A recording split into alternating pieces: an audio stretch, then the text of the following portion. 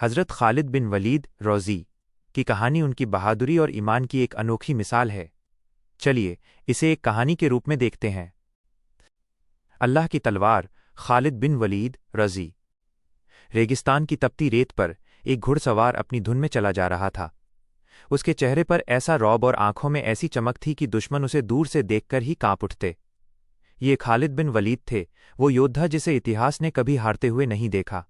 वो मोड़ जब मंजिल बदल गई। खालिद बचपन से ही युद्ध कला वॉरफेयर के माहिर थे, लेकिन उनके दिल में हमेशा एक बेचैनी रहती थी। वो सच्चाई की तलाश में थे। एक दिन उन्हें महसूस हुआ कि हक तो इस्लाम में है। वो मदीना की तरफ निकल पड़े। जब वो अल्लाह के नबी सल्लल्लाहु अलैहि वसल्लम के सामने हाजिर हुए तो उनका दिल मोम की तरह पिघल गया।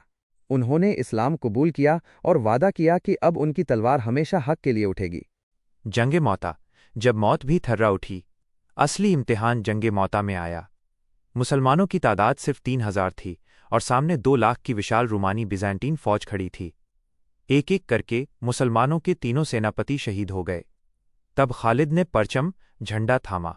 उस दिन मैदान जंग ने वो मंजर देखा जो इंसानी अक्ल से बाहर था। खालिद दुश्मन पर ऐसे टूटे कि उनके हाथ में एक के बाद एक 9 तलवारें टूट गईं। उन्होंने ऐसी हैरत अंगेज रणनीति अपनाई कि दुश्मन को लगा मुसलमानों की मदद के लिए कोई नई सेना आ गई है, और वो पीछे हट गए। जब ये खबर मदीना पहुंची तो नबी शौ ने उन्हें एक महान खिताब दिया, सैफुल्लाह यानी अल्लाह की तलवार। जीत का तूफान। इसके बाद खालिद बिन वलीद एक ऐसे तूफान बन गए जिसे कोई दीवार न रोक सकी। उन्होंने उस समय की 2 सबसे बड़ी ताकतों, ईरान और रोम के गुरूर को मिट्टी में मिला दिया। लोग कहने लगे थे कि जहां खालिद हैं वहां जीत पक्की है, लेकिन उनकी महानता उनकी ताकत में नहीं बल्कि उनके अनुशासन ओबीडियंस में थी।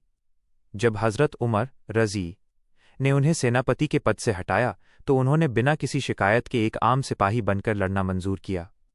उन्होंने फरमाया, मैं उमर के लिए नहीं बल्कि उमर के रब के लिए लड़ता हूं। एक अधूरी हसरत। जिंदगी भर मौत की आंखों में आंखें डालने वाला ये शेर जब अपने आखिरी वक्त में बिस्तर पर था तो उनकी आंखों में आंसू थे। उन्होंने अपने जिस्म से कपड़ा हटाया, पूरा शरीर तलवारों, तीरों और नेज़ों के जख्मों से भरा था। उन्होंने रोकर कहा, मैंने सैकड़ों जंगें लड़ी, मेरे जिस्म पर 1 इंच जगह भी ऐसी नहीं जहां जख्म ना हो। मगर अफसोस, आज मैं मैदान जंग में शहीद होने की जगह इस बिस्तर पर मर रहा हूं।